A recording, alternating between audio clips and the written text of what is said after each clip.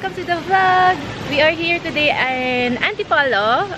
We are here checked in at Loreland Farm Resort, which is like 3 minutes away from the Luljetta's hanging garden, wherein we want to go and visit later on. But right now we are checked in. We're checking out their pool. This is their pool. We are the only people here kasi everyone is at the hanging gardens right now. And look at our baby River. He's enjoying his salbabida. How is it, baby? Do you like it? Wala ka pa naman sunblock sa face kasi I'm not sure if it's okay. Are you enjoying, anak? Are you enjoying? It's cold. Is it cold? Nice! It's summer! So right now we are enjoying their facilities here. Later we're gonna check Luljetta's hanging garden.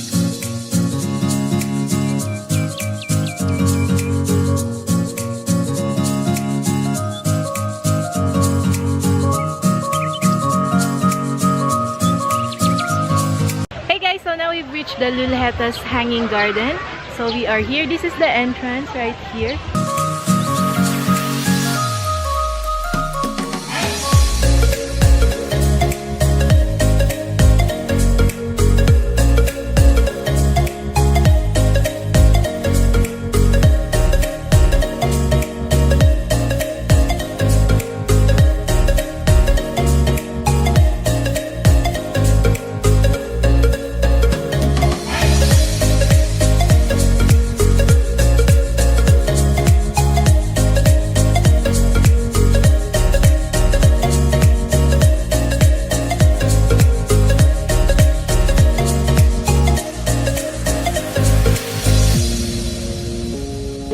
Our robes and towels, and now we're going downstairs.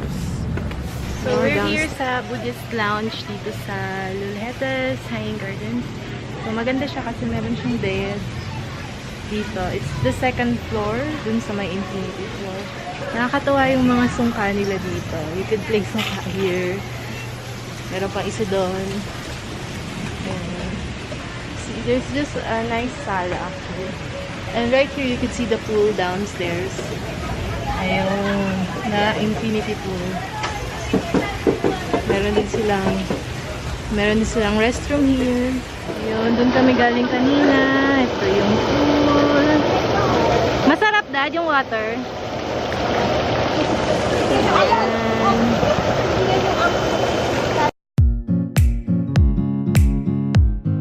May jacuzzi sa baba and may massage water doon, hydrotherapy doon. It's about sunset. And we're here. That's a fish spa. And our baby has a robe. Iwas kagat ng lamok. She's an infant. So guys, we just finished infinity pool. Now we're heading upstairs. Ito, dumadaan kami sa mga iba amenities like this fish spa. And yung jacuzzi nasa baba. Infinity pool was nice. It's just really crowded. Ang daming tao. Pero we wanted to stay there until sunset sana. This sunset. Kaso lang we noticed that our baby is getting cold na. So we have to bring him na up. We have to change his clothes. And then now we're bringing him. Good morning, baby! Good morning! Hey guys, good morning! Day 2 here at the Loreland Farms. We are going to the Luljetta's hanging garden again today. We still have the pass for that. So we're just getting ready. So this is my outfit for today. And River's outfit for today. Hey River! Hey! Hi! Good morning! Good morning! So today we use this I use this sunblock. Kid sunblock for River. This is for Mama's face. I'm using the Avene SPF 50. And this one, the Beach Hot Max for my body. Yay! Are you ready? Are you ready to swim? It's now 9 o'clock and the hanging gardens will open at 10. Almost 10. It's almost 10 o'clock. So we're going na. So, last night, we changed rooms kasi yung room namin may mga ants. So, they moved us to the higher level. And, yeah, better room. It's the same size, pero much better. I put the pass in my bag na. Yes, I have it. So, ayan. So, we're going down. Dun, dun, dun, dun, dun, dun. So this is the Laurelland Farm Resort. They come with their own pool. That is where we went for the first day. Medyo malamig siya kasi kami lang yung tao, which is also nice kasi kami lang yung nasa. Ito pala yung breakfast buffet nila. We already had our breakfast kanina. Okay, and this is the ride. We will go for the hanging garden. Hi, Kuya Ronel. Good morning. Good morning. Nag-breakfast po kayo, sir? Yes, finish na. Riding river. Baka matulog na ulit ikaw, ha? Baka matulog ka ulit. So, this is the sardine. Participate in the doctor. The doctor fish? Wala pa naman siyang dead skin. Oh my God.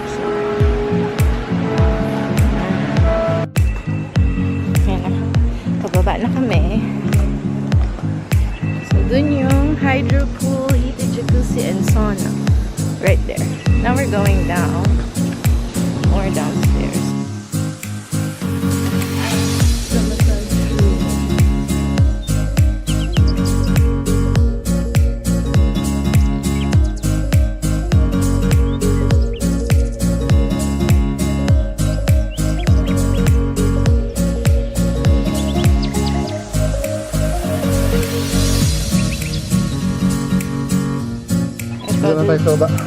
The second Dr. Fish Pool. They tried it for a little bit, but they said it's cold. So, ayun, punta na lang kami sa labas.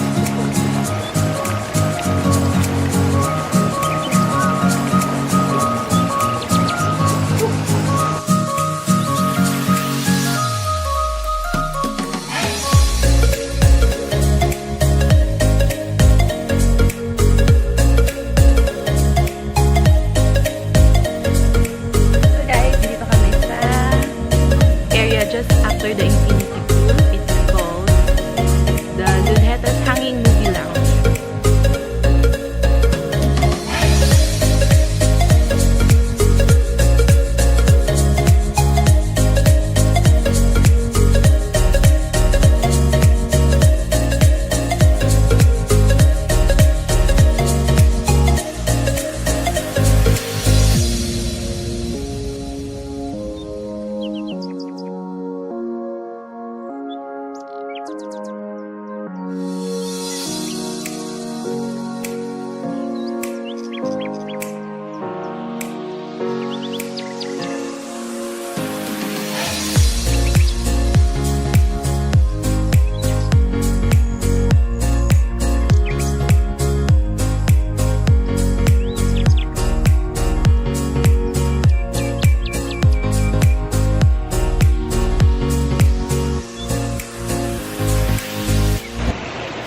Day 2 here at the Luljetta Hanging Garden.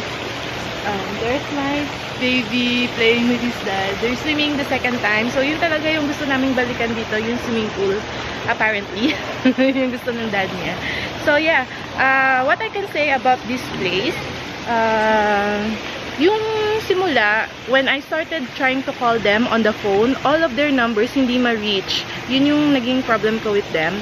Kasi we wanted to find a place for a weekend, right? So we wanted to find a place to spend the weekend. So I was trying to contact them, and then I have to call another parang Buenvenido Tours, yung sales nila. I cannot contact them at all. And then when I tried to find yung front office number nila, that's the time that I was able to contact the person here at Luljetta's Hanging Garden. So what they told me is that dito mismo sa Luljetta wala daw available rooms. So I had to book a room sa Laurelland Farm Resort, which is yun nga golf cart ride away from this place. So aside from booking the room, we booked the room at 4,000 pesos. Sabi ng husband ko, it's not worth it.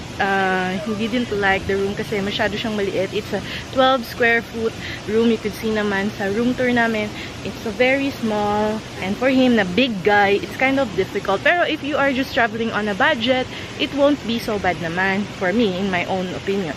And then, aside from the booking of the room, we have to pay additional for going here sa Luljetta.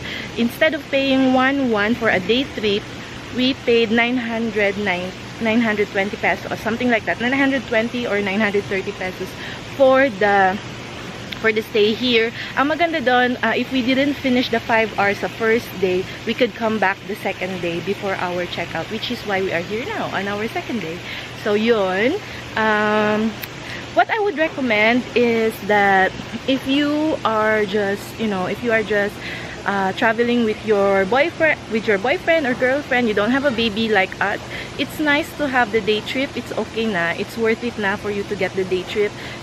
Just come here at 10 o'clock because they will open at 10. So kanina we came about 20 minutes early. They're not yet open, so they start opening at 10 a.m. So yun ang aking masasuggest. Arrive here at 10 a.m. and spend the whole day here and then go back to Manila. For us kasi we have a kid, so I was thinking it would be nice to have a rest after the whole day of, staying here at the pool. Ayun. So we had a tour yesterday. It's what I can say about the place. It's very nice. It's very nature, as you can see. Ang daming nature and it's very mabango. Ang daming nilang mga aromatherapy oils all over the place na nakakalat lang dyan kung saan-saan. Even there sa Laurelland Farms, the place where we stayed in, it's very mabango and yung cleanliness niya, okay lang din when it comes to the room. It's not so clean. The first room that we had, merong ants, so we had to request na mag-change ng room. Kaya ayun, we changed room. And then, when it comes to the facilities naman, it gets crowded because it's a tourist trap, guys. Yesterday when we came here at the afternoon, ang daming tao. So it's a tourist trap. But right now, since we are here early, it's only 10 o'clock. Konti lang yung tao dito. But there are a lot of couples coming in. As you can see, a lot of other people are coming in na. And the place, I like it. It's very Instagrammable. Ang daming spots, hidden spots that you could just have a picture in, and get a lot of Instagram pics in. Okay siya sa ganon. Gustong-gusto ko yung Buddhist lounge na we visited yesterday. It's really nice. And also, it's a nice area. I think for a prenup, it's a really nice area. The only thing is, when you come here at Luljetta's Garden, have insect repellent lotion with you, which I forgot. I really wish that I bought because of the baby. I really don't want him to get any any mosquito bites here. But aside from that, the place is really nice. It's very relaxing and it's really nature, if that's what you're looking for. And it's only 1 hour and 30 minutes drive away from our place in Manila. So I really recommend this place for you guys, siguro more for couples. And you don't really have to stay overnight, in my opinion, kasi it's doable naman. I had such a great time yesterday na I was feeling na I was okay na. I was able to relax at that time na. But we stayed overnight, so we have day 2 here today, so we're gonna just enjoy that now. So yes, that's all for the vlog. I hope you guys enjoyed this video. If you did, give it a thumbs up and subscribe to my channel, and I will see you guys on the next video. Bye guys!